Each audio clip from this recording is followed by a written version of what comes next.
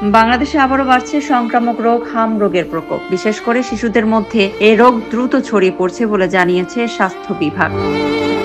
এরই মধ্যে অন্তত 10টি জেলায় হামের প্রকোপ দেখা দিয়েছে। রাজধানীর মহাখালীর সংক্রামক ব্যাধি হাসপাতালে চলতি বছরে মার্চ পর্যন্ত 22 শিশুর মৃত্যু হয়েছে। অন্যদিকে সারা দেশে শুধু মার্চ মাসে কমপক্ষে 21 শিশুর মৃত্যু হয়েছে।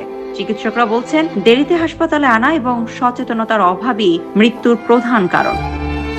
প্রাথমিক লক্ষণ জ্বর, চোখ লাল হওয়া, কাশি এবং শরীরে লাল ফুসকুড়ি দেখা দিলে দ্রুত চিকিৎসকের শরণাপন্ন হওয়া জরুরি। সময়মতো চিকিৎসা না নিলে জটিলতা বাড়তে পারে। বিশেষজ্ঞরা বলছেন, হামরোগ প্রতিরোধের সবচেয়ে কার্যকর উপায় হলো টিকা গ্রহণ।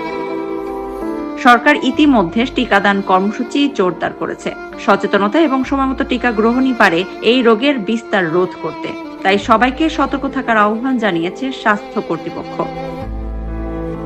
Laila Runa, news express 24।